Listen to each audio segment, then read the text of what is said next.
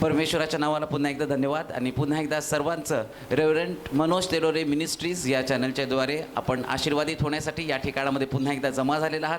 म्हणून सर्वांचं Shiloh Pentecostal church Solapur याच्यातर्फे मनपूर्वक स्वागत. अजून देखील जर कोणी या चॅनलला सबस्क्राईब केलं नसेल, लाईक केलं नसेल तर अधिक संख्येने आपण या चॅनलला सबस्क्राईब करूयात, लाईक करूयात. त्या ठिकाणामध्ये बेलचं आयकन आहे, ते बेलचं चिन्ह आहे, आपण ते दाबूयात, जेणेकरून वचनाचे नवनवीन व्हिडिओ त्वरित ज्यावेळेस ते तयार होतील त्यावेळेस लगेच ते तुमच्या सेवेसाठी उपलब्ध होतील, यासाठी की ते वचन बघून अनेकांच्या जीवनामध्ये अद्भुत साक्षी घडतील आणि अनेकांचं जीवन बदलणार आहे. Praise Lord. त्या ठिकाणामध्ये खाली जो नंबर दिलेला आहे त्या नंबरवर तुम्ही तुमच्या जर काही विनंत्या असतील, प्रार्थना असतील तर त्या नंबरवर तुम्ही सांगू शकता. त्याचप्रमाणे तो व्हॉट्सअपचा देखील नंबर आहे, त्या नंबरवर तुमच्या जीवनामध्ये जर काही साक्षी घडली असतील तर त्या साक्षी देखील तुम्ही त्या व्हॉट्सअपच्या नंबरवर त्या ठिकाणामध्ये तुम्ही सांगू शकता. आणि ही वेळ आहे परमेश्वराच्या वचनाची. आपल्यामध्ये रेव्हरंट मनोज तेलोरे येत असताना आपण जागेवर उभा राहूयात व जोरदार टाळ्यांनी त्यांचं स्वागत करूया. खरोखर आमचा देव महान आहे. अनेक चिन्ह चमत्काराच्या द्वारे या दिवसामध्ये देव त्याच्या लोकांची भेट घेत आहे. मला तर असं वाटतं तू लवकर येणार आहे. आता सगळी काळाची पूर्तता होत असताना प्रार्थना पण तेवढ्या लवकर ऐकल्या जात आहेत असं लोक बोलतात. जस्ट त्यांना वाटतं आणि इकडं प्रार्थना करून फोन ठेवला तर तिकडे चमत्कार घडायला लागलेत. हालेलुया. याचा अर्थ प्रभू लवकर येत आहे, लवकर येत आहे. प्रिया, आम्हाला सिद्ध, तयार आणि तत्पर व्हायचं आहे. आमेन. आणि जेवढे आत्मे जिंकता येईल तेवढे आत्मे आम्हाला जिंकायचे. आमेन. प्रभूला महिमा देतो. अनेक लोकांच्या जीवनामध्ये प्रभूनं फार महान काम केलेलं आहे. आणि म्हणून आम्ही पाहतो की मुंबईवरून सण कुठून आले? वसईवरून आलेत बाप्तिस्म्यासाठी.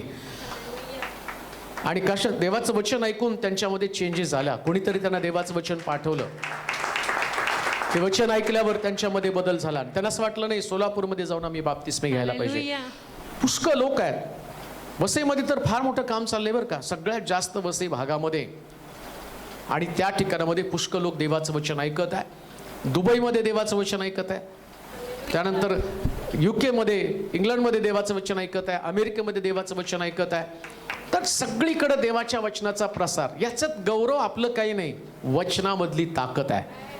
देव लोकांना बदलून टाकत आहे. परवा दिवशी एका बहिणीनं फोन केला आणि तिने तिचं गाराणं सांगितलं की अनेक दिवसापासून बँकेमध्ये आमची फाईल अडकलेली आहे आणि कितीतरी वर्ष आम्ही स्ट्रगल करत आहोत.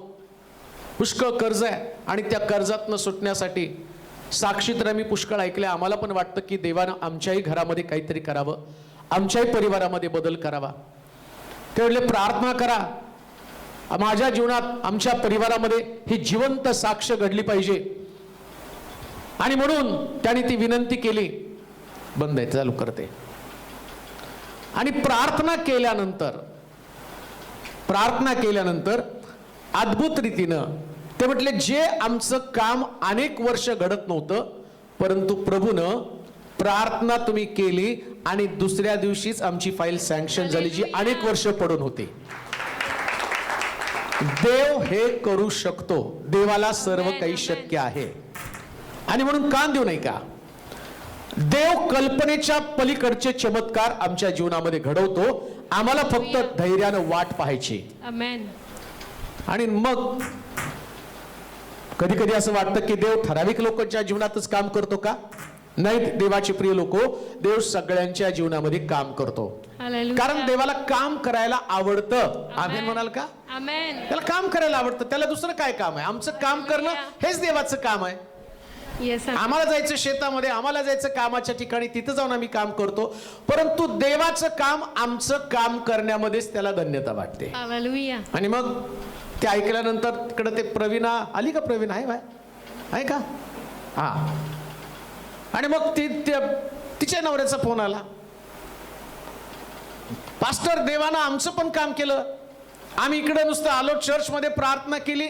आम्हाला पण कर्जाची गरज होती आणि मग 31 मार्च असल्या कारणानं होणार नव्हतं.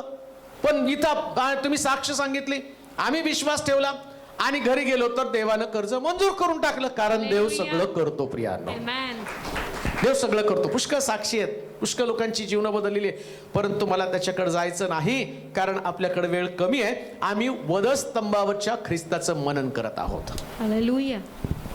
आणि काय सांगू माहिती का तुम्हाला, या वधस्तंभावरच्या ख्रिस्तानं लोकांच्या जीवनामध्येच काम केलेलं आहे. मुंबईमधलेच एका परिवाराने परवा मला फोन केला. तर रिटायरमेंट नंतर आमच्या समोर फार मोठा प्रश्न होता की कसं काय आमचं रिटायरमेंट नंतर होणार आहे, कसे आमचे दिवस जाणार आहे. परंतु लॉकडाऊन पडलं आणि तुमची लिंक आम्हाला मिळाली, तुमचे व्हिडिओज आम्हाला मिळाले. त्यानंतर लॉकडाऊन नंतर खरं आध्यात्मिक जीवन आमचं सुरू झालं. हालेलुया. आणि देवानं इतकं वर्षानुवर्ष बाय बर्थ आम्ही ख्रिस्ती आहोत, परंतु खरं ख्रिस्ती जीवन काय, परिवर्तन काय, ते आम्हाला या वचनातनं समजलं. ते म्हटले धन्य तो देव ज्यानं आम्हाला हे रहस्य हालेलुया. प्रगट केलं. लॉकडाऊनमुळे कुणाचं किती नुकसान झालं मला माहित नाही, पण शिलोचा मात्र फायदा झाला. हालेलुया. देवाचं राज्य मात्र वाढलं गेलं. प्रिया, जे नुकसान झालं ते भरून निघणार आहे. आमेन. कुणाची नोकरी गेली असेल त्याला नोकरी लागेल, कुणाचं घर गेलं असेल, कुणाचा पैसा गेला असेल, ते जाणार आहे. पण देव जे देणार आहे ते अधिक पटीनं देणार. हालेलुया. वधस्तंभावरचा ख्रिस्त प्रत्येकाला समजत आहे. येस आमेन. पुष्कळ लोकांनी सांगितलं की नाही आजपर्यंत आम्ही असं ऐकलं नव्हतं, परंतु परवा एकानं फार सुंदर सांगितलं की महाराष्ट्रासाठी देवानं आणि एक सुंदर प्रकारची गिफ्ट म्हणून पास्टर तेलोरे हालेलुया. तुम्हाला एक आत्मिक मनुष्य म्हणून देवानं ठेवलेलं आहे.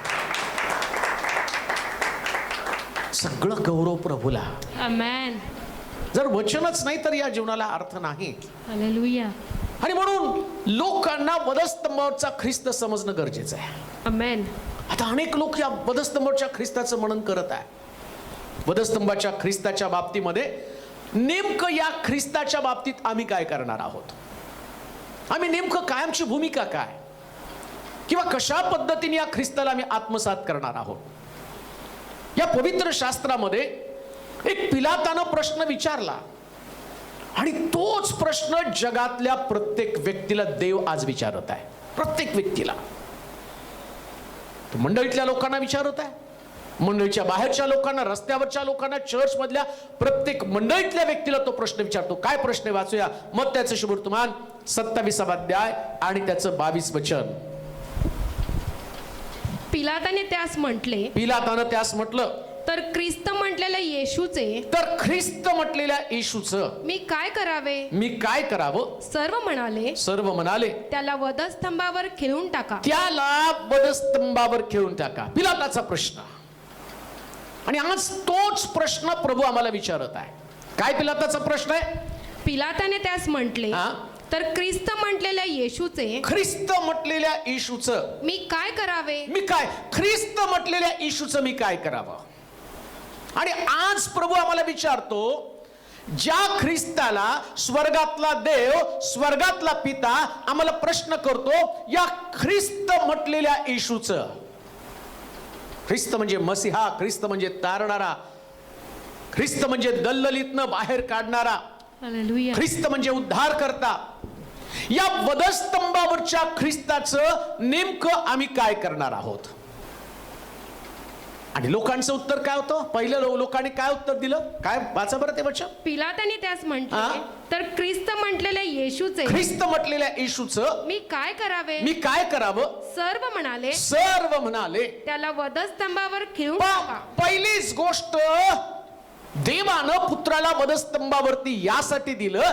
बायबल सांगतं की आमचे अपराध, आमचे दोष, आमची पातकं, आमचे व्याधी, आमचं पाप, या सगळ्यातनं सुटका मिळावी यासाठी ख्रिस्ताला वधस्तंभी दिलं. हालेलुया. का वधस्तंभी दिलं. कारण आमचे अपराध भयंकर होते. का वधस्तंभी दिलं. कारण बायबल सांगतं जो झाडावरती लटकलेला तो शापित आहे. आमचं जीवन शापित होतं. आमचं जीवन सर्व प्रकारच्या पिढेनं भरलेलं जीवन होतं. आमचं जीवन दंडास अशा प्रकारचं योग्य जीवन होतं. आणि देवाला असं वाटलं की मनुष्याला या पापातनं, या दंडातनं, या शापातनं, या व्याधी विकारातनं आणि त्याच्या परिवाराला, त्याच्या कुटुंबाला बाहेर काढाव्या. सगळ्या दंडातनं त्याला बाहेर काढावा. आता प्रश्न काय. या ख्रिस्त म्हटलेल्या प्रभूचं तुम्ही करणार काय. येशू ख्रिस्ताचं तुम्ही करणार काय. इथं पहिलंच उत्तर काय होतं. त्याला वधस्तंभी खिळा. आणि बघा बहुतेक लोक अजून पण ख्रिस्ताला वधस्तंभी खिळतात. तुम्ही म्हणाल कसं? मी तुम्हाला दाखवणार आहे त्याच्यामध्ये. तुम्ही म्हणाल कसं वधस्तंभावर? आम्ही तर त्याच्यावर प्रेम करतो, आम्ही चर्चमध्ये येतो, आम्ही उपवास करतो, आम्ही देवाचं वचन वाचतो, आम्ही देवाच्या वचनाचं मनन करतो, देवाच्या वचनावर आमची श्रद्धा आहे, आमचा विश्वास आहे, आम्ही आराधना करतो, आम्ही उपासना करतो. मग आम्ही कसं काय ख्रिस्ताला वधस्तंभी देतो? देवाचे प्रिय लोको, जर ख्रिस्ती जीवन आणि शास्त्र तुम्हाला नीट समजलं नाही ना, तर तुम्ही न कळत ख्रिस्ताला वधस्तंभी देण्याचं काम करत आहात. सगळे ओरडले याला वधस्तंभी खिळा, सगळे ओरडले याला वधस्तंभी खिळा. पिलाताचा प्रश्न काय करायचं? लोकांनी उत्तर दिलं वधस्तंभावरती खिळा. अजूनही लोक ख्रिस्ताला वधस्तंभी खिळण्याचं काम करते. मग तुमच्यातला तो एक व्यक्ती आहे, एक भाऊ, एक बहीण आहे, एक परिवार आहे, एक सेवक आहे. जरी मी सेवा करत असलो ना, तर माझ्याकडनं पण मी ख्रिस्ताला वधस्तंभी खिळत आहे, ते माझ्या लक्षात पण येत नाही. कोणी ख्रिस्ताला वधस्तंभावर खिळलं माहिती का? धर्म पंडित लोक आहेत, शास्त्री आणि पुरुषांचं. काय ओरडले? याला वधस्तंभी खिळा. त्यांनी लोकांना चिथवलं. नीट ऐका बरं का, आज जे ऐकणार आहात ते फार गहन आहे, ते तुमच्या वास्तव जीवनाशी निगडीत आहे, सेवकांच्या जीवनाशी निगडीत आहे, प्रत्येक व्यक्तीच्या जीवनाशी निगडीत आहे. जो उपासक, जो आराधक आहे, जो मंडळीचा भाग आहे, ज्याचं बाप्तिस्मा झाला, ज्याचं तारण झालं, कोण ख्रिस्ताला वधस्तंभी खिळत होतं? येशूच्या 12 शिष्यांपैकी एक येशू ख्रिस्ताला वधस्तंभी खिळत होता. 12 निवडलेल्या एका व्यक्तीपैकी, आणि त्यानं ख्रिस्ताला वधस्तंभी दिलेला आहे.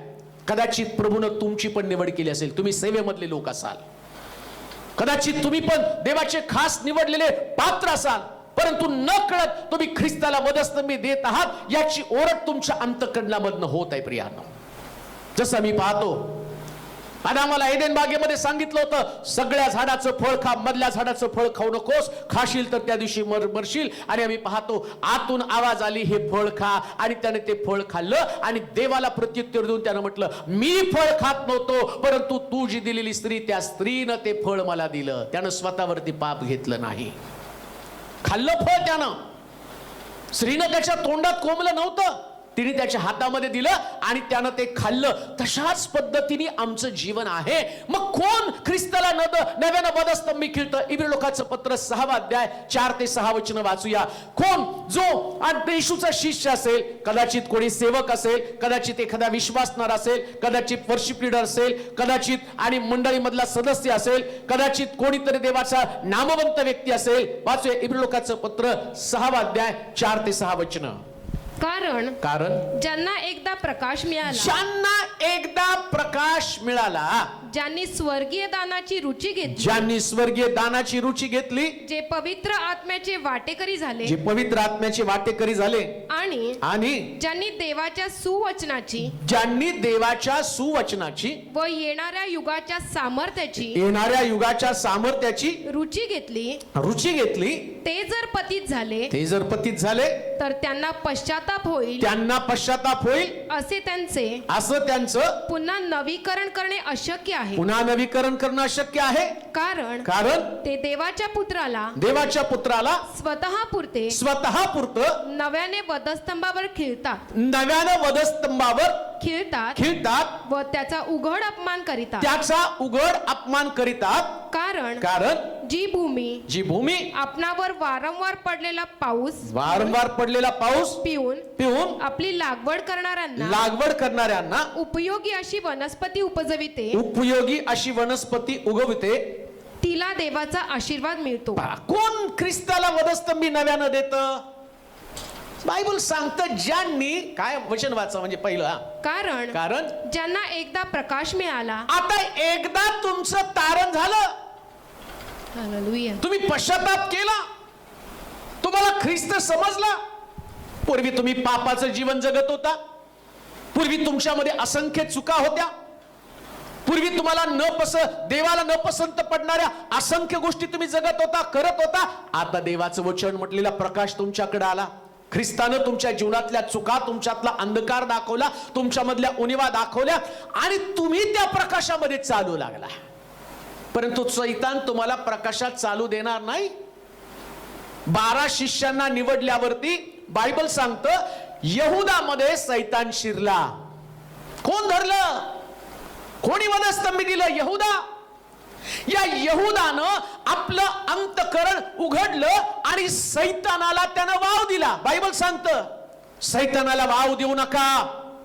कसा सैतानाला वाव दिला जातो? एकमेकाला क्षमा केली नाही, राग निघून गेला नाही, स्वतःवरती कंट्रोल ठेवलं नाही, नियंत्रण ठेवलं नाही, तर तो मनुष्य सैतानाला वाव देतो. कान देऊ नये का? बाप्तिस्म्याच्या द्वारे पुष्कळ लोक आज प्रभूला जीवन देणार आहे. परंतु एक गोष्ट ध्यानात ठेवा, आता तुम्हाला प्रकाश मिळालेला आहे. आता तुम्हाला खरं जीवन समजलेलं आहे. आता तुम्ही देवाच्या कुळामध्ये जन्मलेले लोक आहात. आता तुम्ही ख्रिस्ताचे अनुयायी बनत आहात. आणि ख्रिस्ताचे अनुयायी देवाच्या कुळातले लोक या नात्यानं परमेश्वर तुमच्याकडे पाहत असताना एकदा तुम्हाला देवाचं वचन समजलं. नीट आहे का? जे लोक तुम्ही रोज दर शब्दात वारी देवाचं वचन ऐकतात, युट्यूबच्या माध्यमातून, फेसबुकच्या माध्यमातून देवाचं वचन तुमच्याकडे येत आहे, त्या वचनाची, त्या दानाची अभिरुची तुम्ही घेतली, त्याची चव तुम्ही चाखली, परंतु परत एकदा तुम्ही पापाकडे गेला तर नव्यानं स्वतःपुरतं ख्रिस्ताला वधस्तंभी देत आहे. पिलात म्हणतो या ख्रिस्ताचं मी काय करावं? त्याचं उत्तर तुम्ही दिलेलं आहे, पाप करता म्हणजे नव्यानं ख्रिस्ताला वधस्तंभी दिलं जातं. जो व्यक्ती पाप करतो तो ख्रिस्ताला पुन्हा एकदा वधस्तंभी देतो. खान देऊ नये का? आता लोकांचा प्रश्न नाही. लोकांनी 2000 वर्षापूर्वी येशू ख्रिस्ताला वधस्तंभी दिलं, परंतु रोज मी ख्रिस्ताला वधस्तंभी देण्याचं काम करत आहे. ज्यास मी मोहामध्ये पडतो, मी लोभामध्ये पडतो, मी वासनेमध्ये पडतो आणि मी व्यभिचार करतो, मी जारकर्मी करतो आणि माझ्या मनामध्ये मोह येतो आणि ज्यास मी लबाडी करतो त्यास ख्रिस्ताला मी नव्यानं वधस्तंभी देतो. देवाचे प्रिय लोक हो, आणि परमेश्वर अजून तोच प्रश्न 2000 वर्षाने विचारत आहे. 2000 वर्षापूर्वी त्या लोकांनी चुकीनं दिलं, त्यांना वचन माहित नव्हतं. तुम्ही तर वर्षानुवर्ष देवाचं वचन ऐकत आहात, मग परत तुम्ही मला वधस्तंभी का देत आहात? इतकं सोपं नाही. परमेश्वराच्या भावनामध्ये वचन येऊन ऐकणं आणि त्या वचनाला विसरून जाणं आणि आपल्याच इच्छेप्रमाणे जीवन जगणं.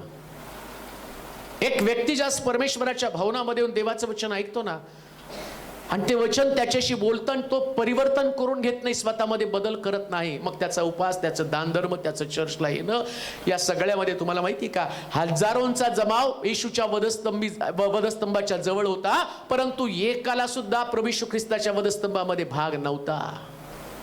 कोणी त्याच्याबरोबर दुःख भोगू शकलं नव्हतं. जो पेत्र त्याला म्हटला होता मी तुझ्यावर मरायला तयार आहे, तो पेत्र सुद्धा येशूला सोडून पळून गेला.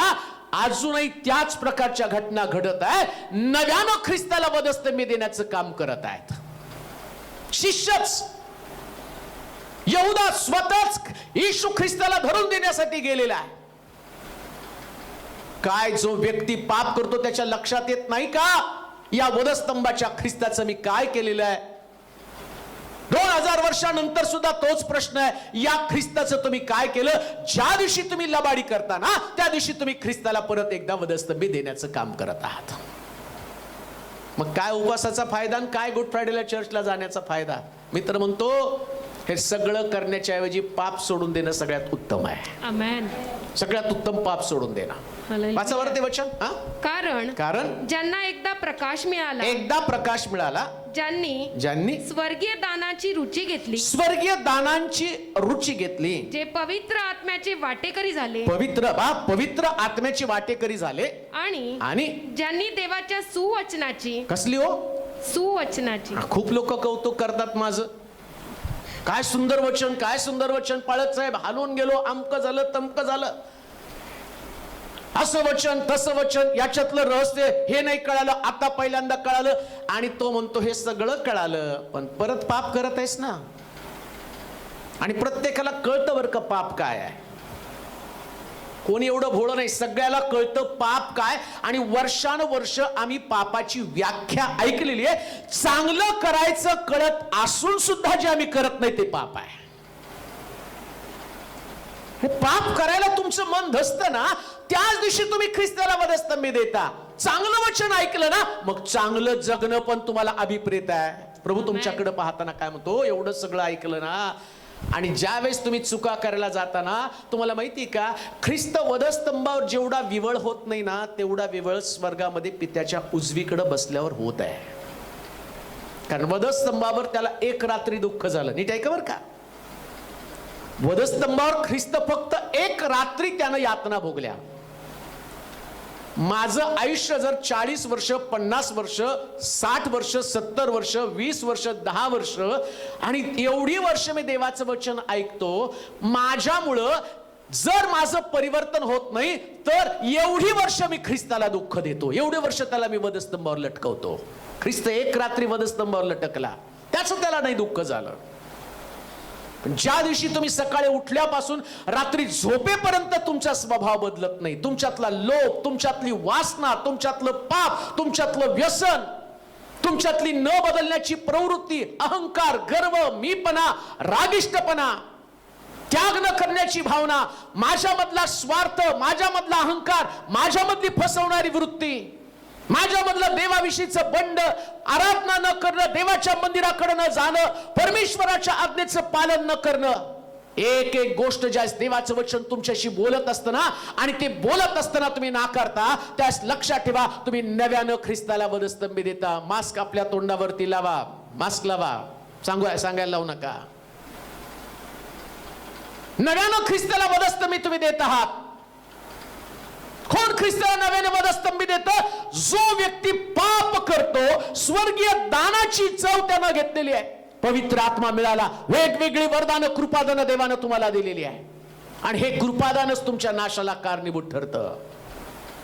पुष्कळ देवानं आणि बाकीच्या लोकांना सोडून तुम्हाला ती दानं दिलेली आहेत. तुम्ही प्रार्थना करता, लोक बरे होतात. तुम्ही वचन सांगता, लोकांचं जीवन बदललं जातं. एवढ्या जगातल्या लोकांना सोडतो आणि प्रभू जर माझ्यावरती ती कृपा करतो आणि मी पापाकडे जातो, किती वाईट वाटत असेल स्वर्गातल्या देवाला, किती वाईट वाटत असेल त्या पित्याला. आणि तो पिता त्या पुत्राला म्हणत असेल, बाजूला सरक, ख्रिस्त एक रात्री वधस्तंभी होता, पण 2020 वर्ष पित्याच्या उजवीकडे गुडघे टेकून तुमच्यासाठी मध्यस्थी करतोय. हालेलुया. असं लिहिलंय पवित्र शास्त्रामध्ये. वधस्तंभावर काही तास तो म्हटला, हे बाप्पा यांना क्षमा कर, कारण हे काय करतात ते त्यांना कळत नाही. काही तासाची मध्यस्थी, पण पाप करणाऱ्यांसाठी तो 2020 वर्ष झालं मध्यस्थी करत आहे. हालेलुया. किती अद्भुत आहे नाही? Praise God. आणि एवढी मध्यस्थी करून सुद्धा तो कंटाळत नाही, अथकपणे माझ्याकडे पाहतो, माझ्या जीवनाचं निरीक्षण करतो. म्हणून देवाचे प्रिय लोक, काय तुम्ही ख्रिस्ताला पुन्हा नव्याने वधस्तंभी देणार आहात का? नेमकं करणार काय? उपवास, गुड फ्रायडेची तयारी, 7 शब्दावरचं मनन चिंतन, कोण वक्ता येणार, कशा पद्धतीने बोलणार, आणि याच गुड फ्रायडेला कोण आलं, कशा पद्धतीने बोललं, याच्यापुरतीच तयारी? काय नेमकी तयारी आहे? बायबल सांगतं, आता परत एकदा पापाकडनं फिरावं आणि देवाकडे वळावं, ही देवाची इच्छा आहे. ख्रिस्ताला वधस्तंभी देऊ नका. छोटं छोटं पाप प्रभूच्या हातामध्ये तुम्ही खिळ्या ठोकण्याचं काम करत आहात. एकही पाप तुम्ही करताना कोणी त्याच्या दाढीचे केस उपटण्याचं काम करत आहे. पुन्हा तुमचे पाय वाईट मार्गाकडे जातात ना, अशांतीकडे जातात, भांडणाकडे जातात, तुम्ही पुन्हा ख्रिस्ताला वधस्तंभी देण्याचं काम करत आहात, कोणाची फसवणूक करत आहात. परिवारातल्या लोकांशी तुमची असणारी आणि आढ्यता आणि तुमच्यामधला बेबनाव आणि तुमच्यातला तणाव, मग तुम्ही किती धार्मिक असा, नीतिमान असा, किती चर्चला जाणारे लोक असा, किती आराधना करणारे लोक असा, पण ज्यास तुम्हाला देवाच्या वचनासमोर तुम्हाला मान तुकवण्याच्या ऐवजी तुम्ही गर्वानं, अहंकाराने फुगलेले असाल, तर तुम्ही ख्रिस्ताला नव्यानं वधस्तंभी देण्याचं काम करतात. याला वधस्तंभी द्या असं लोक म्हटले. आणि आज सकाळी असे कितीतरी लोक मला पाहत आहेत, मला ऐकत आहेत, की ज्या लोकांनी ख्रिस्ताला स्वतःपुरतं वधस्तंभी दिलेलं आहे, आज तुम्हाला त्यांचा स्वभाव बदलणं गरजेचं आहे. आमेन म्हणाल का? मला खाली आणायचंय त्याला. पिलातानं विचारलं, या ख्रिस्ताचं आम्ही काय करावं? लोक त्याला म्हटले, याला वधस्तंभी द्या. आता वाचा वचन परत आहे, 4 ते 6, इब्री 6 अध्याय 4 ते 6. कारण ज्यांना एकदा प्रकाश मिळाला, एकदा प्रकाश मिळाला, ज्यांनी स्वर्गीय दानाची रुची घेतली, स्वर्गीय दानाची रुची घेतली, जे पवित्र आत्म्याचे वाटेकरी झाले, पवित्र आत्म्याची वाटेकरी झाले, आणि ज्यांनी देवाच्या सुवचनाची व येणाऱ्या युगाच्या सामर्थ्याची रुची घेतली, येणाऱ्या युगाच्या सामर्थ्याची रुची घेतली, ते जर पतित झाले तर त्यांना पश्चाताप होईल असं त्यांचे पुन्हा नवीकरण करणं अशक्य आहे. बघा, एकदा प्रभूला स्वीकारलं, पवित्र आत्मा मिळाला, देवाचं वचन तुम्हाला समजलं, परंतु तुमचं अंतःकरण तुम्ही कठीण करून ठेवलेलं आहे. बरेच लोकांना असं वाटतं, मी आज ते शिक्षण ऐकत आहे आणि मला वाईट वाटतं. काय शिक्षण आहे माहिती का तुम्हाला? तुम्ही विश्वास करणार नाही, पण असलं सत्य सध्या जगामध्ये आलेलं आहे. कोणतं माहिती का? एकदा तुमचं तारण झालं, बाप्तिस्मा झाला, त्याच्यानंतर तुम्ही खून करा, व्यभिचार करा, चोऱ्या करा, तुम्हाला सगळ्या पापांची क्षमा करून प्रभू स्वर्गात नेणार आहे. एकदा पश्चाताप झाला, एकदा तारण झालं, मग पाप केलं तरी, आणि मग तिथं असं म्हटलं जातं, मी नाही पाप करत, माझ्यातलं पाप करतं. मग शिक्षा कोणाला द्यायची? कोण पाप करतं? माझ्यातलं पाप करतं. बालिशपणाचं शिक्षण, लोकांना नाशाकडे घेऊन जाणारं शिक्षण. आणि पवित्र शास्त्र काय सांगतं? याच्यानं लोक पतित होत आहेत, याच्यानं लोकांचं पुनरुज्जीवन होऊ शकत नाही. एकदा तुम्ही स्वर्गीय दानांची चव घेतली, एकदा तुम्ही देवाचं वचन ऐकलं आणि परत जर पापाकडे गेला तर तुमचं पुनरुज्जीवन होणं कठीण आहे. आणि एकदा तुम्ही स्वर्गातल्या आणि गहन गोष्टी तुम्ही जाणून घेतल्या, आणि गहन गोष्टी जाणून घेऊन जर परत एकदा वाम मार्गाला गेला, चुकीच्या मार्गाला गेला, तर तुमचं पुनरुज्जीवन होणार तरी कसं? धार्मिक 7 वेळा पडला तर पुन्हा उठेल, ही गोष्ट जरी खरी असली, पण त्याला मर्यादा आहे. तुम्ही दिवसात 7 वेळा पडला तर तुमचा कोटा संपतो की? दिवसात 7 वेळा पडला तर तुमचा कोटा संपतो. मग रोज जर आम्ही पाप करायला लागलो तर देवाच्या जवळ जाण्यासाठी कुठल्या प्रकारची कृपा आम्हाला असणार आहे? कसं देव आम्हाला जवळ करणार आहे? पाप करताना विचार करा, हे पाप मी ख्रिस्ताला वधस्तंभी देण्याचं काम करत आहे. आणि म्हणून आम्ही पाहतो पुष्कळ लोक ख्रिस्ताला वधस्तंभी देण्याचं काम करत आहे, आणि पुष्कळ सेवक लोक सुद्धा ख्रिस्ताला वधस्तंभी देण्याचं काम करत आहे, जसं यहुदा इस्करियोतनं केलेलं आहे. त्यानं काय केलं? 20 रुपये म्हणजे स्वतःच्या फायद्यासाठी त्यानं ख्रिस्ताला वधस्तंभी दिलेला आहे. सेवक लोकांमध्ये पण तो प्रॉब्लेम आहे. त्यांना पाप करायचं असतं, म्हणून त्यांच्या पापाला समर्थन देण्यासाठी बरोबर हे चूक काय हे कोणाला समजावून सांगत नाहीत. ते विखून टाकतात. कशासाठी? ते स्वतःला आणि स्वतःपुरतं ख्रिस्ताला वधस्तंभी देते. लक्षात घ्या, जसं आम्ही पाहतो की त्या देवानं त्या ठिकाणी सांगितलं संदेश त्याला, आणि तो म्हटला जाऊ नको त्याच्या बरोबर. कोणता राजा? काय नाव त्याचं? बलाम संदेष्टा आणि बलाक राजा, नाही का? थोडं जाऊ नकोस, पण त्यानं त्याला घरभर सोन्याचं आमिष दाखवलं. जाऊ नको ही देवाची आज्ञा होती, पण तरी सुद्धा त्याला ती असणारी अभिलाषा, तो मोह त्याला त्याच्याबरोबर जाण्यासाठी भाग पाडलं. कित्येक वेळा देव काही गोष्टी करू नको म्हणून सांगतो, पण आम्हाला त्याची आवड असते ना. आम्हाला आवड असल्यावर आम्ही आमच्या इच्छेप्रमाणे सगळं काही करायला जातो. बायबल मधलं कोणतंच वचन बदलत नाही. देव काल आज युगानुयुग एकसारखा आहे. आकाश आणि पृथ्वी नाही तशी होईल, पण त्याचं वचन कधीच नाहीस होणार नाही. आमेन. पुष्कळ लोक वचनामध्ये भेट त्यांना ते म्हणतात नाही आता जुना करार संपला का हो? पुष्कळ लोक तर म्हणतात आता तो फाडून फेकून द्या. एक संदेश मी ऐकला, तो कचऱ्यात गुंडाळून फेकून द्या म्हटला.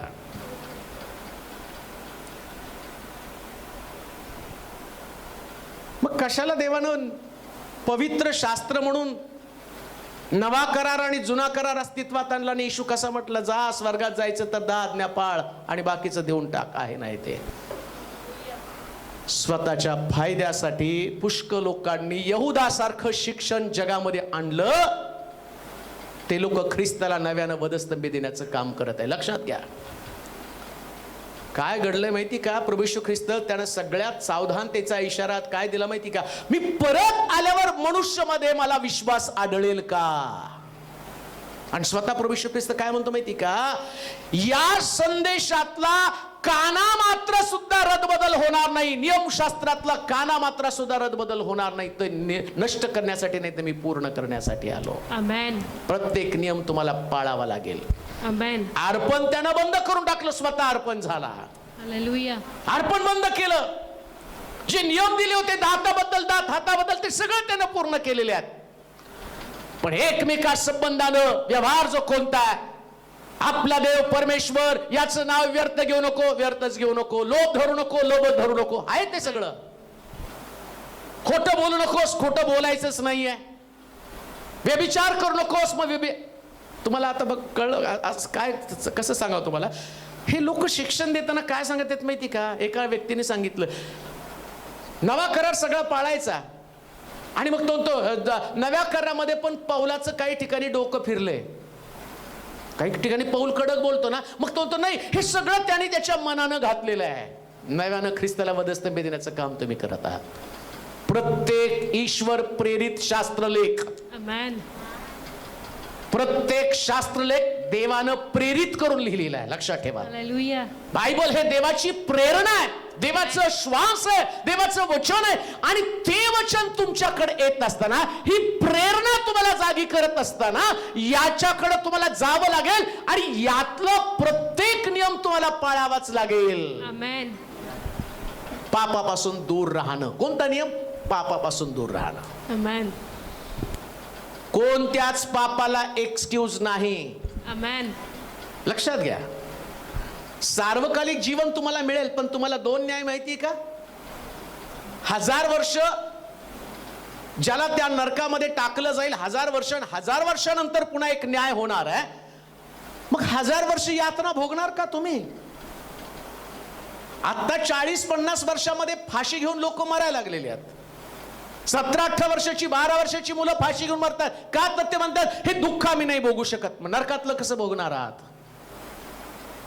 मग यातनं सुटायचा मार्ग कोणता? वधस्तंभावरचा ख्रिस्त.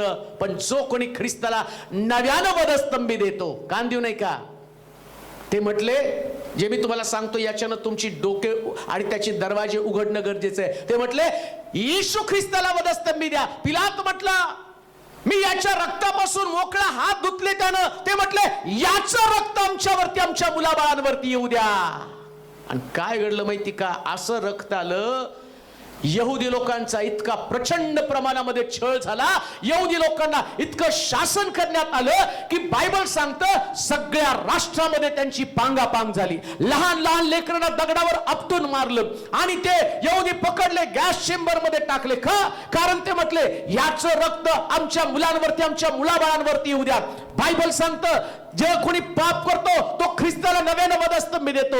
येशू ख्रिस्ताला ज्या लोकांनी वधस्तंभी दिलं आणि शास्त्र सांगतं त्यांचे हाल हाल झाले. पिलाता संबंधाला म्हटलं, पिलाताला आणि त्याला मोकळीकता देण्याचा त्याला अधिकार होता, परंतु पिलातानं तसं केलं नाही. त्याने हात धुतल्याने बाजूला झाला. आणि काय त्याचा परिणाम झाला? जो कोणी ख्रिस्ताला नव्याने वधस्तंभी देतो त्याचे परिणाम काय होणार आहे मी तो तुम्हाला सांगत आहे. पिलात शेवटी त्याच्या डोक्यावरती असा परिणाम झाला की तो जेवताना आणि त्याला वाटत होतं येशू ख्रिस्ताचं रक्त माझ्या हाताला लागलं. रात्री झोपल्यावर तो उठायचा, हात धुवायचा, कारण त्याच्या हाताला ख्रिस्ताचं रक्त दिसत होतं. आणि तो इकडं तिकडं फिरल्यावर सारखा जाऊन हात धुत होता, कारण ख्रिस्ताचं रक्त त्याला वाटत होतं माझ्या हाताला लागलेलं आहे. देवाचे प्रिय लोक, ज्यांनी ख्रिस्ताला वधस्तंभी दिले सगळे अस्वस्थ झाले, सगळ्यांच्या यातना त्यांना भोगाव्या लागल्या. जो कोणी ख्रिस्ताला नव्यानं वधस्तंभी देतो, जो पाप करतो, विश्वासणारा व्यक्ती पतित होतो, तो ख्रिस्ताला वधस्तंभी देतो. मग तो सुटेल का न्यायातनं? मग तो कसा न्यायातनं सुटेल? पापासाठी कुठलीच पळवाट तुम्ही निवडू नका. आमेन. पौल म्हणतो जगातला सगळ्यात मोठा पापी मीच आहे. पौल सुद्धा आपल्या पापाची कबुली देवाकडे देत आहे. आम्हाला पापातनं सुटायचंय. जो कोणी पाप करतो तो ख्रिस्ताला नव्याने वधस्तंभी देतो. त्यानंतर आणखीन वचन वाचूया. पिलात विचारतो या ख्रिस्ताचं तुम्ही काय करणार आहे? काही लोक म्हणतात याला वधस्तंभी द्या, आम्ही देखील त्याचप्रमाणे त्यातले लोक आहोत. पाप करणारे लोक पुन्हा ख्रिस्ताला नव्यानं वधस्तंभी देत आहेत. त्यानंतर दुसरी गोष्ट आम्ही वाचूया, लुकाचं शुभवर्तमान 23वा अध्याय आणि त्याचं 39 वचन. काय करणार आहात तुम्ही या ख्रिस्ताचं? लुकाचं शुभवर्तमान 13वा अध्याय 39 वचन. वधस्तंभावर खेळलेल्या त्या अपराधांपैकी वधस्तंभावर खेळलेल्या त्या अपराध्यांपैकी एकाने त्याची निंदा करून म्हटले, एकानं त्याची निंदा करून म्हटलं, तू ख्रिस्त आहेस ना, तू ख्रिस्त आहेस ना, तर स्वतःला व आम्हाला वाचीव. आम्हाला वाचीव. परंतु दुसऱ्याने त्याचा निषेध करून म्हटले. बस. आता पिलाताने विचारलं, या ख्रिस्ताचं तुम्ही काय करणार आहात? लोक म्हटले त्याला वधस्तंभी द्या. प्रभू देखील 2020 वर्षानंतर तोच प्रश्न आम्हाला विचारताय, काय केलं त्या ख्रिस्ताचं? आणि ज्यावेळेस आम्ही आमच्याकडे पाहतो त्यास आम्हाला कळतं, मी तर ख्रिस्ताला आज सकाळी येतानाच वधस्तंभी देऊन आलेलो आहे. आज सकाळी येतानाच मी घरामध्ये भांडणं वादविवाद करून आलेलो आहे. आज सकाळी येतानाच मी कुणाला तरी अपशब्द बोललेलो आहे. आज सकाळी येतानाच माझ्याकडनं पाप घडलेलं आहे. म्हणजे येता येताच मी ख्रिस्ताला वधस्तंभी दिलेला आहे. मग मला वधस्तंभाचा ख्रिस्त गाजवण्याचा कोणता अधिकार आहे? आणि मला चर्चला येण्याचा कोणता अधिकार आहे? चर्चमध्ये बसून सुद्धा ख्रिस्त वधस्तंभीच दिसतो का? कारण ती पाप सोडल्याची वृत्ती माझ्याकडे नाही, पापापासून दूर जाण्याची वृत्ती माझ्याकडे नाही. मला लोकांना दोष द्यायला आवडतो. आता यातल्या एका चोरानं काय केलं माहिती का? त्यानं ख्रिस्ताला कशा वधस्तंभाच्या ख्रिस्ताचं काय केलं? आज अनेक लोकांमध्ये ही प्रवृत्ती बरं का. कोणती? तू जर ख्रिस्त असशील तुझा बचाव कर आणि आमचा पण बचाव कर. ख्रिस्त वधस्तंभावर लटकलेला, नीट आहे का? एक व्यक्ती वधस्तंभावर लटकलेला आहे. दुसऱ्या भाषेमध्ये मी तुम्हाला सांगतो, घरामध्ये तुमचे वडील अत्यावस्थेत सिरियस कंडिशन मध्ये आहेत. डॉक्टर सांगतात की काही वेळानंतर ते मरणार आहेत. आणि त्यांना उपचार करण्याच्या ऐवजी जर एखादा मुलगा तिथं जातो आणि त्याच्या बापाला विचारतो, तुम्ही प्रॉपर्टी कशा पद्धतीने वाटलेली आहे? मला प्रॉपर्टीचा कोणता हिस्सा मिळणार आहे? मला काय मिळणार आहे? माझ्या लेकरांसाठी तुम्ही काय करून ठेवलं? माझ्या परिवारासाठी तुम्ही काय केलं? तर तो मुलगा किती कृतज्ञ असतो ना, तशाच प्रकारची कृतज्ञता या वधस्तंभावर लटकलेल्या ख्रिस्ताच्या बाबतीमध्ये चोरानं केलेली. तो शेवटची घटका मोजत आहे. त्याला यातना आहे, त्याच्यामध्ये दुःख आहे, पण तरी सुद्धा या चोरानं काय अपेक्षा केली माहिती का? तू ख्रिस्त असशील तर माझी सुटका कर. अनेक लोक वधस्तंभावरच्या ख्रिस्ताला याच पद्धतीने पाहत आहेत. काय म्हणते ते वधस्तंभाच्या ख्रिस्ताचं? त्या वधस्तंभाच्या ख्रिस्ताकडे जर कोणी पाहिलं ना, गेल्या आठवड्यात आम्ही पाहिलं, वधस्तंभावरच्या ख्रिस्ताकडे तुम्ही पहा. वधस्तंभावरच्या ख्रिस्ताकडे पाहिलं की परिवर्तन घडतं प्रियांनो. आमेन. परिवर्तन होतं, माणूस बदलूनच जातो. हालेलुया.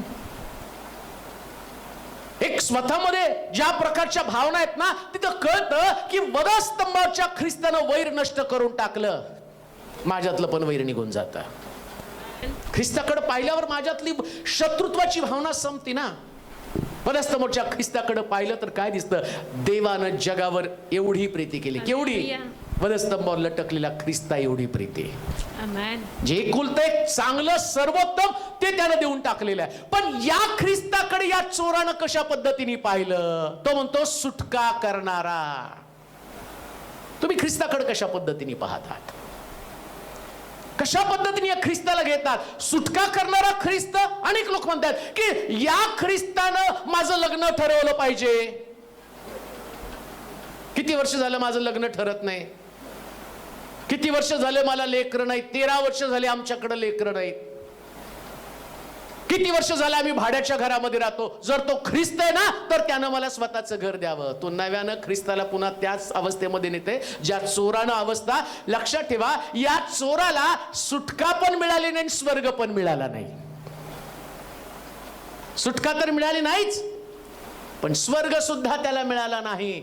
म्हणून बायबल काय सांगतं माहितीये का? प्रथम त्याचं नीतिमत्त आणि धार्मिकता मिळवा, बाकीच्या गोष्टी आपोआप मागे येतील. आमेन. आपोआप येणार आहेत. देवाची लेकरं या नात्यानं परमेश्वरानं आम्हाला खास प्रकारचे आशीर्वाद ठेवलेले आहेत. हालेलुया. तो त्याच्या प्रियांना जे काही लागतं ते झोपेत पुरवतो. आमेन. मग ख्रिस्ताला तुम्ही जसं त्या चोरानं एक एटीएमचं मशीन, एक फक्त सुटका करणारा ख्रिस्त, प्रश्नातनं पापातनं नको सोडू, प्रश्नातनं सोडू. चोराची भावना काय? मी पापातनं सुटलो नाही तरी चालेल, पण प्रश्नातनं सुटायला पाहिजे. अनेक लोक वधस्तंभाच्या ख्रिस्ताकडे याच भावनेनं पाहत आहेत. आज जर 40 दिवसाच्या उपवासाविषयी लोकांना विचारलं ना, तर त्याने उपवास कशासाठी करायचं ठरवलं? नवरा आमचा ना दारू पितो ना, 40 दिवसाच्या उपवासात त्याची दारू सुटल म्हणून उपवास करत आहे. मुलाला काम नाही हो, गेली 2 वर्ष तो बेकार आहे. या वर्षीचा उपवास त्याच्यासाठी धरला की मुलाला चांगलं काम मिळेल. मला परवा कोणीतरी फोन केला होता, तर सॉरी त्यांनी कोणी ऐकत असतील तर, फार सासू त्रास देते हो म्हणून आता तिच्यासाठी 40 दिवसाचे उपवास केलेत. तिचं मन परिवर्तन व्हावं. आता 40 दिवसानंतर जात पिसळणार आहे ती. या चोरापेक्षा वेगळं तुम्ही काय करत आहात? या चोरापेक्षा वेगळं काय? तुम्हाला फक्त सुटका पाहिजे, परिवर्तन नको आहे.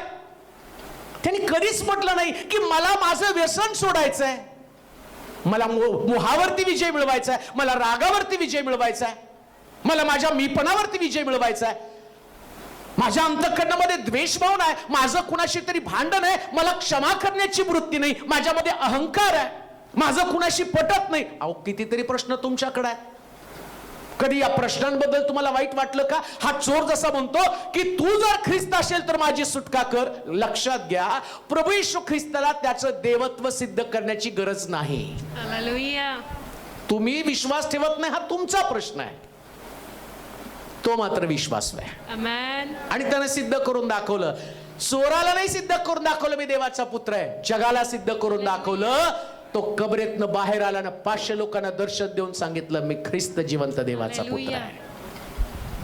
तुम्हाला सिद्ध करण्याची गरज नाही, तुम्ही विश्वास ठेवणं ही तुमची गरज आहे. आमेन. हेरोदानं पण तेच म्हटलं, तुझ्याविषयी मी ऐकलेलं आहे, तू चमत्कार करतो, एखाद दुसरा चमत्कार मला दाखव. आज सकाळी तुम्ही चमत्काराच्या भावनेनं परमेश्वराचं वचन ऐकायला बसलेले असाल तर तुम्ही त्या वधस्तंभाच्या ख्रिस्ताकडनं तीच अपेक्षा करत आहे काय? तू तुझी पण सुटका कर आणि माझी पण सुटका कर. अहो ख्रिस्त सुटका करून घेण्यासाठी आलाच नव्हता, त्याच्याकडे तर देवाची योजना होती, तो वधस्तंभावरती एखाद्या कोकऱ्यासारखा मारावा. त्याला सुटकेची गरज नाहीये, ती देवाची योजनाच आहे. पण या चोराला ते समजलं नाही, त्यानं बचावासाठी ख्रिस्ताकडे आणि सहाय्य मागितलं. चोराला शासन नको आहे. अनेक लोकांना पापाबद्दल शासन नको आहे. बरेच लोक आणि फोन करून विचारतात, माझं काय चुकलं, मी एवढा पापी आहे का? बोलता येत नाही, तर सांगितलं असतं, पण मला भीती वाटली तर मी म्हणलं तर जाऊन फाशी घेऊन मेलं तर काय करू, म्हणून सांगता येत नाही. माझं काय चुकलं, मी एवढं वाईट आहे का? वाईट आहे म्हणून तर देवानं पिढा पाठवली. सगळ्यांविषयी मी सांगत नाही, पण लक्षात घ्या आम्ही सगळेच पापी आहोत. आणि पौल जर सगळ्यात मोठा पापी आहे ना, तर मी त्याच्यापेक्षा जास्त पापी आहे, कारण मी तेवढ्या योग्यतेचा नाहीये. सगळेजण पाप करतात. अनेक लोकांना पापाबद्दल दंड नको आहे, पापाबद्दल दंड नको आहे. त्याला असं वाटतं सुटका मिळाली पाहिजे. काम देऊ नये का? देवाची इच्छा आहे तुम्ही सुटावं, पण तरी सुद्धा तुम्ही केलेल्या चुकांबद्दलची किंमत तुम्हाला चुकवावीच लागणार आहे. प्रभू येशू ख्रिस्त चुकीचा नव्हता. नीट आहे का? पुन्हा तुम्हाला सांगतो, तो निर्दोष, तो निष्कलंक, त्याच्यावरती खटले दाखल केले आणि खटल्यांमध्ये तो सिद्ध झाला, तो निर्दोष आहे. पण तरी सुद्धा तो जगाचं पाप त्यानं स्वतःवरती घेतलं, तो पाप झाला आणि पापाबद्दलचा दंड त्यानं भोगला. जर तुम्ही आणि मी पाप करत आहोत तर पापाचा दंड मिळणारच आहे. देवाकडे फक्त कृपा मागायची, प्रभू सहन करण्याची ताकद मला दे. आमेन. सुटकेसाठी प्रार्थना करू नका. सिंहाच्या गुहेतनं सोडवणारा देव आहे, पण सिंहाच्या गुहेत पडावंच लागणार आहे. भट्टीतात सोडवणारा देव आहे, पण भट्टीमध्ये तुम्हाला पडावंच लागणार आहे. तसं जर पाप केलं त्याच्याबद्दलचा दंड तुम्हाला भोगावाच लागणार आहे. मग तुम्ही कोणी का असेना, परंतु एक गोष्ट ध्यानात ठेवा, चोरासारखी धारणा ठेवू नका. तू जर देवाच्या पुत्राशी, तू ख्रिस्ताशी, तर मला पण सोडव आणि तुझी पण सुटका कर. काम देऊ नये का? आम्हाला ज्या परिस्थितीमध्ये आहोत तशाच परिस्थितीमध्ये ख्रिस्ताला ग्रहण करायचंय, ख्रिस्ताला स्वीकारायचंय. पेत्र जसा म्हटला, मी तुझ्या संगती मरायला तयार आहे, परंतु यातना आल्यावर पेत्र पळून गेला. धन्य ते लोक जे ख्रिस्ताबरोबर वधस्तंभावर दुःख सोसतात. शास्त्र सांगतं दुसऱ्या चोराने मात्र या ख्रिस्ताचा योग्य पद्धतीने उपयोग करून घेतला. पहिल्या चोरानं म्हटलं मला सोडव. देवाचे प्रिय लोक, बदलून टाका तुमची प्रार्थना. ख्रिस्त आहे तो सुटका करणारा, तो मसीहा, तो उद्धार करता, तो यहोवा राफा, तो यहोवा शालोम, तो यहोवा जायरा, सगळं काही देणारा देव आहे. पण देतो म्हणून विश्वास ठेवू नका. सगळ्यात उत्तम देणगी ख्रिस्ताच्या द्वारे काय मिळते? थारण, स्वर्ग राज्य, अंतिम ठिकाण. ज्या ठिकाणामध्ये लोकांना कष्ट करून आणि त्यांना खात्री नाही, पण ख्रिस्ताच्या मृत्यूच्या द्वारे आम्हाला सार्वकालिक ची खात्री आहे. म्हणून प्रश्नातनं सुटण्याच्या ऐवजी तुम्ही पापातनं सुटण्यासाठी प्रार्थना करा. पापातनं मी सुटायला पाहिजे. पाप गेलं की तुमचं जीवन नीट का आणि मार्गाला लागलं. आणि म्हणून पहिल्या त्या चोरासारखं म्हणू नका. तू जर देवाचा पुत्र असेल तर तुझी पण सुटका कर, माझी पण सुटका कर. दुसऱ्या चोराने कसं केलं वाचूया. लुकाचं शुभवर्तमान 23 अध्याय आणि 40-42 वचन वाचा. 40 ते 42 वचन. परंतु दुसऱ्याने त्याचा निषेध करून म्हटले, तुलाही तीच शिक्षा झाली असता. तुला पण ती शिक्षा झाली असता. तू देवाला सुद्धा भीत नाहीस काय? आता दुसऱ्या चोरानं पिलात म्हणतो याच्या वधस्तंभावरच्या ख्रिस्ताचं तुम्ही काय करायचं? पहिला चोर म्हटला की नाही, वधस्तंभावरच्या ख्रिस्ताने मला सुटका द्यायला पाहिजे. बऱ्याच लोकांना प्रार्थना केल्यावर काही लोक तर माझे देणेकडे असल्यासारखी प्रार्थना करून फोन, अजून नाही झालं ना. कधी कधी एवढा इरिटेट होतो. 15 मिनिटापूर्वी फोन केलेलं असतं, 15 अजून नाही आलं उत्तर. खूप राग येतो, मग गिळतो, परत म्हणतो आता त्यांना उत्तर देतो.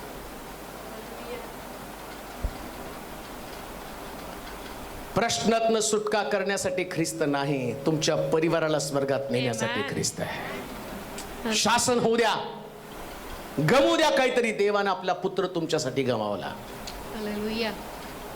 स्वर्गातला एकुलता एक पुत्र त्यानं त्याला वधस्तंभावर दिलं आणि स्वतःच्या डोळ्यानं त्याच्या यातना, त्याच्या वेदना त्याच्या डोळ्यानं त्याने पाहिल्या. मग तुम्हाला थोड्याशा वेदना सहन करता येत नाही. जी तुमची चूक आहे त्या चुकीच्या मोबदल्यामध्ये तुम्ही थोड्या यातना सहन करू शकत नाही. उत्तरासाठी वारंवार प्रभूच्या मागे लागू नका. त्याला एकच गोष्ट म्हणा, प्रभू तुझी इच्छा असेल तर. ख्रिस्तानं प्रार्थना केली नाही का? माझ्या इच्छेप्रमाणे नको, तुझ्या इच्छेप्रमाणे हो. मग दुसऱ्या चोरानं किती सुंदर प्रकारचं ख्रिस्ताचा फायदा करून घेतला. वाचा काय?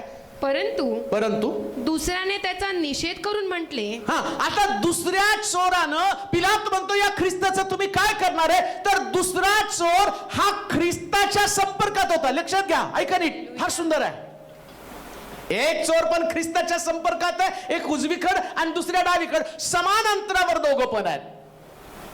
दोघांची भावना, दोघांचे विचार वेगळे आहेत. एकानं सुटकेसाठी ख्रिस्ताकडे पाहिलं आणि दुसरा चोर या प्रभू येशू ख्रिस्ताकडे पाहत असताना त्याचे सिद्धांत, त्याची तत्व, त्याची बोलण्याची पद्धत, त्याची प्रार्थनेची पद्धत, त्याचं लोकांसाठी असलेला कळवळा, आणि जसं त्यानं पहिला शब्द उच्चारला, हे बाप्पा यांना क्षमा कर, या चोरानं पण ते ऐकलं, पण याचं क्षमेकडे लक्ष नव्हतं. दुसऱ्या चोराचं मात्र क्षमेकडे लक्ष होतं. आणि तो क्षमा मिळवण्यासाठी त्यानं काय केलं माहिती का? दुसऱ्या चोराचा निषेध केला.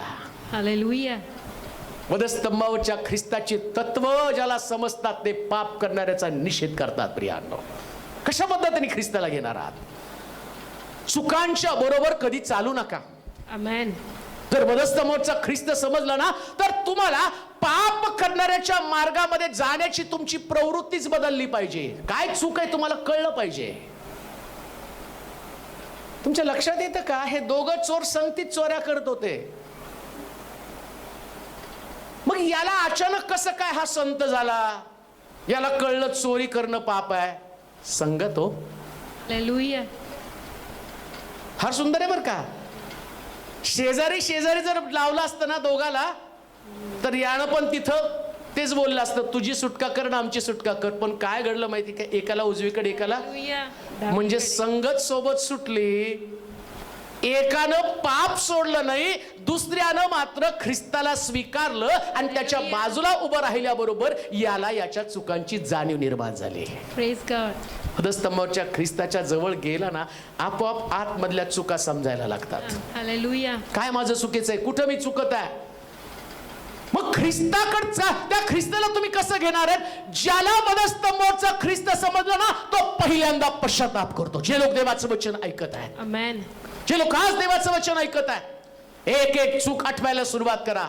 असाच हा जाऊ देऊ नका. गुड फ्रायडे वर्षानुवर्ष परिपाठाप्रमाणे तो येणार आहे. नाताळ येणार, नवीन वर्ष येणार, गुड फ्रायडे येणार, ईस्टर येणार, सगळं काही होणार. 40 दिवसाची उपास हे वर्षानुवर्ष चालणार आहे. पण एक दिवस असा येऊ द्या जो चोरासारखा तिथं परिवर्तन आहे, तिथं पापाचा निषेध आहे. कान देऊ नये का? असे व्यक्ती बना, ख्रिस्ताच्या जवळ गेल्याबरोबर तुम्ही पापाचा निषेध करणारे लोक बनता. तुम्हाला पाप आवडत नाही, पापापासून तुम्ही पळता. ज्या दिवशी तुम्हाला ख्रिस्ताची खरी ओळख पटेल, ख्रिस्त काय आहे, आणि तुम्ही आपोआप पापापासून दूर जाल. मग ख्रिस्तानं पाप पण दाखवलं वधस्तंभावर. 7 शब्दात फार डीप, अतिशय गहन अशा प्रकारचा अर्थ आहे. काय पाप आहे माहिती का? जगासाठी तो पापाचा प्याला झाला, पाप झाला. पण प्रभू येशू ख्रिस्तानं पापातनं सुटण्यासाठी एक सुंदर प्रकारची प्रोव्हिजन 7 शब्दाच्या द्वारे दिली. कोणती? हे बाप्पा यांना क्षमा कर. आणि प्रभूच्या प्रार्थनेमध्ये पण शिकवलं, जसे मी आपल्या अपराधांची क्षमा करतो तसे तूही माझे अपराध क्षमा कर. ख्रिस्तानं तो पाप झाला, जगाचं पाप म्हणून तो आला. आता त्याला माहितीये माझ्यातलं पाप गेलं पाहिजे. येते का लक्षात? तो पाप झाला आणि त्याला असं वाटलं आता देवानं मला क्षमा केली पाहिजे. मग कशी क्षमा मिळवणार आहेत? जसे मी आपल्या अपराधांची तसे तूही माझे अपराध. मग ख्रिस्ताला ज्यानं वधस्तंभी दिलं त्यानं नुसती प्रार्थना शिकवली नाही, ती प्रार्थना प्रॅक्टिकली केली. कशी प्रार्थना? जे बापा यांना क्षमा कर, हे काय करतात ते त्यांना कळत नाही. हे ऐकल्याबरोबर इकडं चोराला पण ती चुटपुट लागली. अरे, पापातनं सुटण्याचा सगळ्यात उत्तम मार्ग ख्रिस्तानं वधस्तंभावर सांगितला. त्यानं पापाचा निषेध केला आणि पाप कबुली करून काय म्हटलं? ज्यावेळेस तू राजाधिकारणी शील त्यास माझी आठवण कर. लक्षात घ्या, सगळ्यात महत्वाची गोष्ट उपवास, गुड फ्रायडेचं चर्च, याच्यापेक्षा महत्वाची गोष्ट स्वर्ग राज्य आहे. प्रियांनो, 40 दिवसाच्या उपवासानं काही साध्य होणार नाही. 40 दिवसाच्या उपवासानं तुम्हाला स्वर्ग राज्य मिळणार नाही. असं शास्त्रात कुठंच लिहिलं नाही की तुम्ही 40 दिवस उपवास करा मग स्वर्गामध्ये जाल. असं शास्त्रात कुठंच लिहिलं नाही. उलट स्वर्ग राज्यात जाण्याचं आवश्यक असणारी गोष्ट कोणती? जसं आम्ही पाहतो, प्रेषित लोकांनी वचन सांगितलं आणि तिथं असं लिहिलं. हे ऐकून त्यांच्या अंतःकरणाला चुटपुट लागली आणि ते म्हणले, बंधूजन आम्ही काय करावं? ते म्हणले, तुम्ही सर्वजण पश्चाताप करा आणि येशूच्या नावानं बाप्तिस्मा घ्या. आणि प्रभू येशू ख्रिस्ताने तीच गोष्ट सांगितली. पाण्यानं आणि आत्म्याने जन्मल्या वाचून कोणी देवाच्या राज्यामध्ये प्रवेश करू शकत नाही. इथं चोरानं वधस्तंभावर जाण्यापूर्वी अंतःकरणामध्ये चुटपुट लागू दिली. पापाबद्दल त्यानं आणि खंत व्यक्त केली आणि तो म्हटला, आता त्याला कळलं मी पापी आहे. सगळ्यात मोठं आणि पायरी कोणती माहिती स्वर्गात जाण्यासाठी? योग्य कोणती पायरी असेल? ज्याला पापाची जाणीव झाली ना, मी पापी कळालं, तो स्वर्गाच्या वाटेवर टाकणारं पहिलं पाऊल तो टाकतो. पापाची जाणीव झाल्या झाल्या देव म्हणतो तुझी वाट मोकळी झाली. हालेलुया. कशा पद्धतीने ख्रिस्ताला स्वीकारलं त्यानं? पिलात म्हणतो, या ख्रिस्ताचं तुम्ही काय करणार? पिलाताला नाही कळलं, पण चोराला कळलं. हो, हालेलुया. चोराला कळलं. वधस्तंभावरच्या ख्रिस्ताला माझं पाप त्याला सांगायचं. वाचा वचन ते.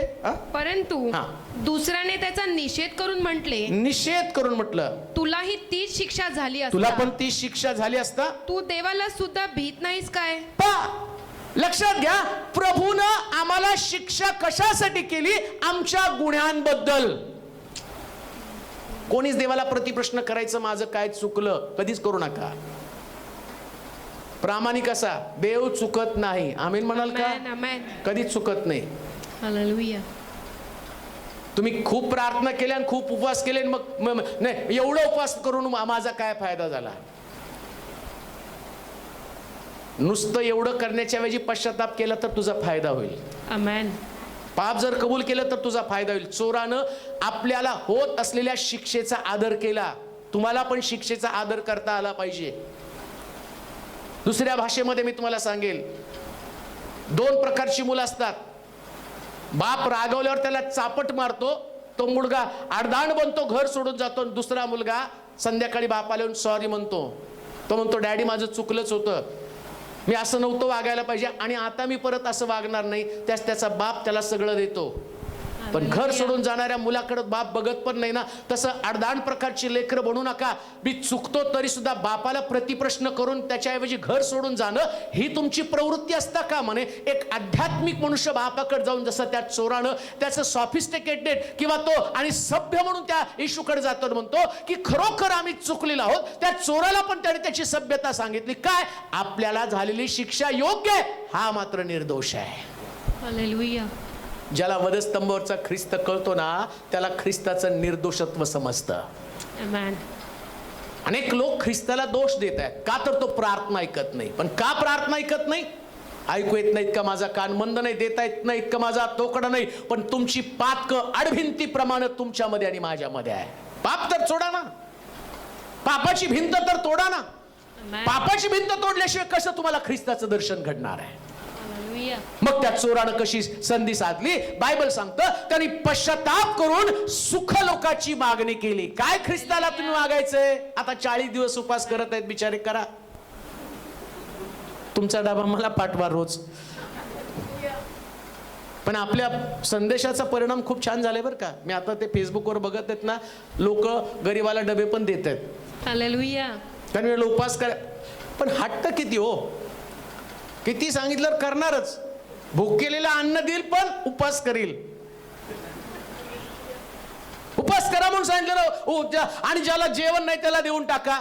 उपास सोडणार नाही आम्ही करेल. अहो ते करण्याच्या ऐवजी पश्चाताप करा ना. आमेन. इथं चोराने एवढं साधं सोपं केलं. एवढे 40 दिवस उपास करून एकाला पण म्हणला स्वर्ग राज्यात जाणार नाही, पण चोरानं पश्चाताप केल्यावर तो म्हणला आज तू माझ्यावर सुखलोकात असशील. संपलं की. कशा पद्धतीने ख्रिस्ताला घेतात? पश्चाताप करायचा आणि स्वर्ग राज्य त्याच्याकडे मागायचं. आमेन. काय मागायचं तुम्हाला या 40 दिवसामध्ये? मी 40 दिवसाच्या विरोधात पण नाही, बाजूनी पण नाही. मी ख्रिस्ताच्या बाजूला आहे. आमेन. मी असं नाही म्हणत की ते उपास केले नरकात जाणार आहे. नरकात नाही जाणार, पण फायदा काहीच होणार नाही हो. म्हणजे बँक तुम्हाला आता काय होतं माहिती का? मोदी म्हणतो पैसे घरात ठेवले तर ईडी छापा मारेल आणि बँकेत पैसे ठेवले आणि काढायचे तर तुम्हाला पैसे द्यावे लागतील. 3 वेळा काढले तर सुटका, 4थ्या वेळेस 100 रुपये कटिंग. आमचं दुखणं तसंच झालंय. उपवास केला तर फायदा काहीच नाही, ईडी छापा मारेल नाही का. आपण ईडी सारखं वचन घेऊन त्यांना छापा मारून मारून त्यांना त्रास देतो. आणि उपवास जर केला तर त्याचा फायदा पण काय नाही, तुमचं वजनच कमी झालंय. म्हणजे घरात ठेवून त्यापेक्षा गपचूप बसून पश्चाताप करायला कोणच काही करत नाही. हालेलुया. पश्चाताप करायचा, देवाजवळ जायचं, स्वर्ग राज्य सुखलोक रोज देवाकडे मागायचं. प्रभू करोनामुळे लोक मरत आहे, मला मरायचं नाही, मला स्वर्गात जायचंय आणि मेलो तरी हरकत नाही, पण स्वर्गामध्ये पोहोचणं ही माझी गरज आहे. माहित नाही जगात या महामारीने किती मरणार आहेत. याच्यापेक्षा मोदी पण म्हटलं याच्यापेक्षा मोठी महामारी येणार आहे. आणि ते आपल्या लोकांनी लगेच टाकलं बघा त्यानं बायबल मधलं. सोडून द्या हो. त्यांनी सांगण्याच्या ऐवजी इथं पाळक ओरडून ओरडून सांगत आहे त्याचं नाही ऐकत. आणि मोदीने इकडून तिकडून त्यांनी सांगितलं बघा. अरे मी वर्षानुवर्ष सांगतो, माझं कौतुक करत नाही, त्यांनी काय तुम्हाला इकडचं तिकडचं छूमंत्र सांगितलं की खुश. आणि त्याचं फेसबुकवर मोदी असे म्हटले बायबल मध्ये. अरे किती सेवकांनी येऊन सांगितलं, त्याला बायबलचं क म्हणता ख माहित नाही, त्याच्यावर तुम्ही एवढं म्हणलं. त्यांनी म्हटलं प्रभू येशू ख्रिस्ताने स्वतः योहानाला सांगितलं हे लिहून ठेव. त्याचं ऐकत नाही. पश्चाताप करा म्हटल्यावर करत नाही. साधी गोष्ट आहे. काय करायला पाहिजे? पश्चाताप केलं पाहिजे. वाचा पटकन. आपली शिक्षा तर यथाने आहे. यथाने आहे. 5 मिनिटांमध्ये संपव. कारण आपण आपल्या कृत्यांचे आपण आपल्या कृत्याचं योग्य फळ भोगीत आहोत. योग्य फळ भोगत आहोत. परंतु याने काही अयोग्य केले नाही. अयोग्य केलं नाही. मग तो म्हणाला अहो येशू आपण आपल्या राजधिकाराने याल. आपण आपल्या राजाधिकाराने याल तेव्हा माझी आठवण करा. माझी आठवण करा. तो त्याला म्हणाला मी तुला खचित सांगतो तू आज माझ्या बरोबर सुखलोकात असशील. काय केलं या चोरानं? दानधर्म केला नाही, चर्चला गेला, दशांश दिला नाही, उपवास केले, नाही. लोकांना भेटी दिल्या. काय केलं चोरानं? ज्याला वधस्तंभावरचा ख्रिस्त समजला ना, तो चुटकीसरशी स्वर्ग राज्य मिळवतो. चुटकीसरशी. आम्ही एवढं सगळं करतो स्वर्ग राज्य मिळवण्यासाठी, पण एका क्षणामध्ये चोरानं ते स्वर्ग राज्य मिळवलं. कसं? हालेलुया. आहो, काय शब्द वापरलाय? मग तो म्हणाला, हा? अहो येशू, आहो येशू, आपण आपल्या राजधिकाराने याल. 39 वचनामध्ये वधस्तंभावर खिळलेल्या हा? त्या अपराध्यांपैकी एकाने त्याची निंदा करून म्हटले, निंदा करून म्हटलं, तू ख्रिस्त आहेस ना? तो काय म्हणतो? तू तो काय म्हटला? तू पहिला चोर काय म्हटला? तू. आणि दुसरा चोर? अहो येशू. अहो, आदर येशूला दिल्यावर स्वर्ग राज्य मिळेल. हो, आमेन. वधस्तंभावरच्या ख्रिस्ताला आदर द्यायला शिका. आमेन. या वधस्तंभावरच्या ख्रिस्ताला या चोरानं त्याची निंदा केली, त्याची टिहाळणी केली, त्याचा अपमान केला. अनेक लोक ख्रिस्ताचा उघड उघड अपमान करत आहेत. कसा अपमान करत आहे? त्यांच्या प्रश्नाचं उत्तर मिळालं नाही, प्रार्थना ऐकली नाही, चर्चला जाणार नाही, काहीच नाही. अहो, आलो की 3-4 रविवार चर्चला नाही आणि प्रार्थना ऐकली, नवरा पितो ते पितोय. तो पिऊन जाऊ दे नरकात, तुला तर स्वर्गात जायचंय ना. प्रश्न स्वर्ग राज्य आहे. नवरा पितो का, लग्न झालं का, लेकरं झाली का, नोकरी लागली का, हे सगळं करून मरणार आहेत, त्याच्यापेक्षा मरून स्वर्गात जाणं महत्वाचं. हे चोराला समजलं. हालेलुया. चोराला हे सिक्रेट कळालं. कोणतं? त्याला माहितीये आता वधस्तंभावरून तर सुटका नाही, पण ख्रिस्तामुळे स्वर्ग मिळेल ना. आमेन. आणि ज्या दिवशी त्याला कळालं ना, तो त्याला म्हणतो, आहो येशू. कुठला तरी चोर असं बोलेल का? चोराची भाषा तर आबेन काबे, भुकशील, अमक करील, तमक करील. पण चोर येशूच्या संगतीत आल्यावर त्याच्या भाषेचं सुद्धा रूपांतर झालं. प्रियानो, प्रेज गॉड. पहिल्या चोरानं ख्रिस्ताच्या सहवासामध्ये येऊन सुद्धा त्याची भाषा बदलली नाही, पण दुसऱ्या चोरानं इतकं पॉझिटिव्हली त्याच्याकडे बघितलं की त्याच्या भाषेमध्ये सुद्धा बदल झाला. प्रियानो, हालेलुया. ज्याला वधस्तंभावरचा ख्रिस्त समजतो ना, त्याची भाषा बदलते. आमेन. आता तुमची भाषा पूर्वीसारखी उर्मट राहत नाही. तुमच्या भाषेमध्ये आदर असतो, तुमच्या भाषेमध्ये रिस्पेक्ट असतो, तुमच्या भाषेमध्ये देवाला गौरव देणार असतं. म्हणून लक्षात ठेवा, एकदा ख्रिस्त समजला की तुमचं रूपांतर, आमेन. तुमचं परिवर्तन. आणि या वधस्तंभावरच्या ख्रिस्तानं आता तो सुद्धा तसंच म्हणू शकला असता. पेत्र सुद्धा म्हटलं, मी तुला मरू देणार नाही. त्यानं पण तुला म्हटलं. पण इथं आम्ही पाहतो या चोरामध्ये इतका बदल घडला ना. का? कारण तो बाकीच्यांसारखा नव्हता, त्याच्यामध्ये तळमळ होती. काहीतरी प्रभूला पसंत पडणार माझ्या मुखातनं बाहेर पडलं पाहिजे. आणि काय बाहेर पडलं माहिती का? तुम्ही राजाधिकाराने याल त्यास माझी आठवण करा. हालेलुया. हा शब्द प्रभूला आवडतो. आमेन. हा शब्द प्रभूला आवडतो. रोज देवाजवळ तू प्रार्थना, रडगाणं गाऊ नका, प्रश्नासाठी रडू नका. आजारी असा, दुःखात असा, आर्थिक अडचणीमध्ये असा, कर्जामध्ये असा, एक दिवस तुमचं कर्ज आणि प्रभू येशू ख्रिस्त वधस्तंभावरती मेला म्हणजे दूर होणारच आहे. पण सगळ्यात महत्वाची गोष्ट काय असली पाहिजे माहिती का? प्रभू येशू ख्रिस्ताबरोबर स्वर्गारोहण ही महत्वाची गोष्ट आहे. त्याच्याबरोबर उचललं जाणार. हो बाप्पा. एकाने मला फोन केला परवा. माझं ते बचत गटाची पैसे मिळावेत म्हणून प्रार्थना करा, मग मला चर्चला पण दान द्यायचं आहे. केली प्रार्थना. म्हटलं सारखंच बचत गट केली प्रार्थना. दे बाप देवा म्हटलंय. तिकडून फोन आला सरांचा, येणार नव्हता, फोन आला, या तुम्हाला पैसे घेऊन जा. मग तिथून बाहेरून फोन केला, आलोय हो, बँकेच्या बाहेर आहे, पण ते 60च द्यायला लागलेत, 80 द्यायला सांगा ना.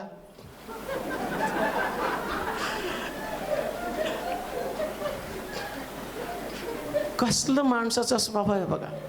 याच्या आधी म्हणत होती मी देतच नाहीत सर, प्रार्थना करा द्या.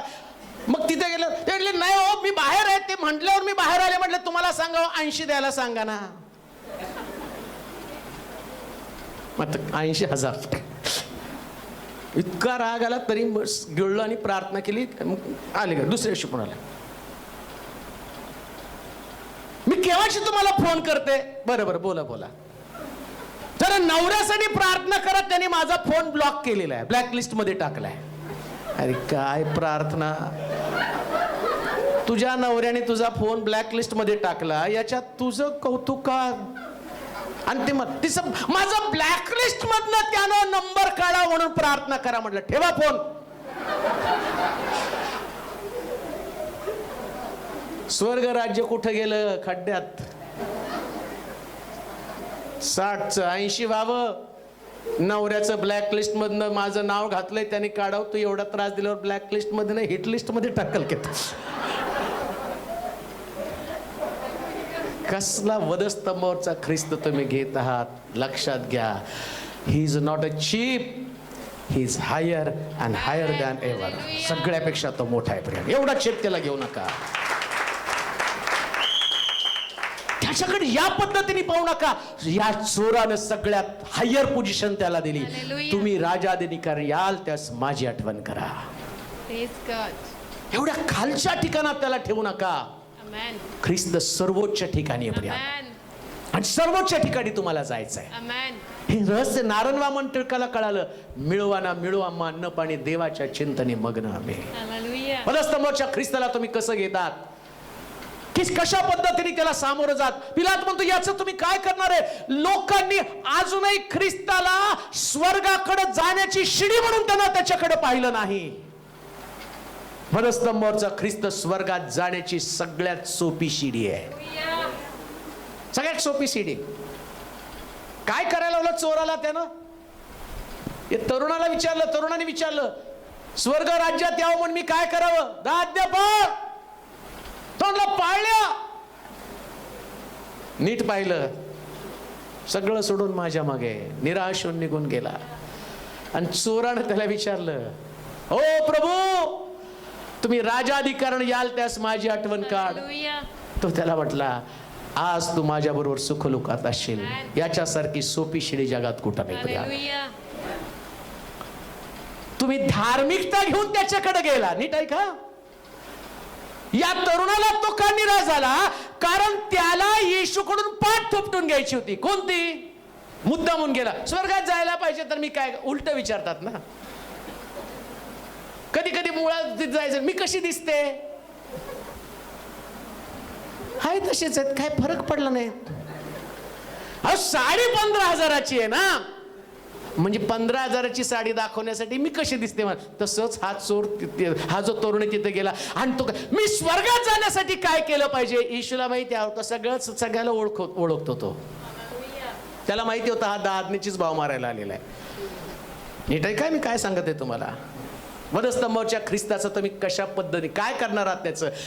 तो म्हणला, प्रभूजी मी स्वर्गात जाण्यासाठी काय केलं? तो म्हणला 10 आज्ञा पाळ. तो म्हणला, प्रभूजी मी पाळल्या. लगेच उत्तर, मी सगळं पाळतो. तू पाळतो का रे? तू पाळतो का नाही? सगळ्यांसमोर भाव मारेल. मग कॉलर ताट झाले. येशू म्हटला, पूर्ण हो पाहतो, सगळं सोडून माझ्या मागे आहे. आता चोर म्हणतो तू राजाधिकार येशील माझी आठवण कर. त्यानं विचारलं का 10 आज्ञा पाळल्या का? निकोदेमसला निकोदेमस म्हणतो स्वर्ग राज्यात जाण्यासाठी मी काय केलं पाहिजे? तो म्हटला, जा, नव्याने जन्मल्यापासून कोणी स्वर्गाच्या राज्यामध्ये पोहोचू शकत नाही. आणि चोर आल्यावर त्याला म्हणतो, आज तू माझ्यावर सुखलोकात असशील. का हो? धार्मिकतेच्या बढाईनं कोणी स्वर्गात जाऊ शकत नाही, पण ख्रिस्ताच्या मृत्यूच्या द्वारे आम्हाला स्वर्ग राज्य प्राप्त होतं. हे समजण्यासाठी तुम्हाला वधस्तंभावरच्या ख्रिस्ताकडे जावं लागेल. आणि वधस्तंभावरचा ख्रिस्त तुम्हाला समजला, मग आपोआप पश्चाताप होतो.